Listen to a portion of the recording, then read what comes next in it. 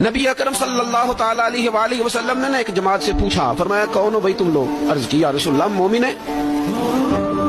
حضور علیہ الصلوۃ والسلام نے فرمایا تمہارے ایمان کی علامت کیا ہے؟ پھر غور کریں، حضور علیہ الصلوۃ والسلام نے فرمایا تم کون ہو، تم لوگ کیا ہو، اپنا عقیدہ واضح کرو۔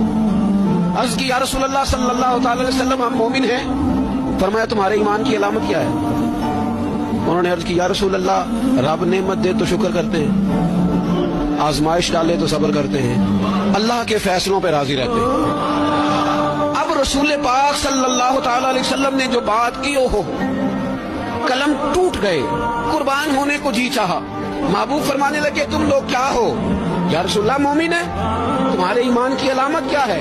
حضور علامت یہ ہے کہ رب کی رضا پر راضی رہتے ہیں، مصیبت ڈالے تو صبر کرتے ہیں، اگر کبھی مشقت آ جائے تو صبر کرتے ہیں، اگر وہ نعمت دے تو شکر کرتے ہیں، گویا ہر حال میں رب کی رضا پہ راضی ہیں۔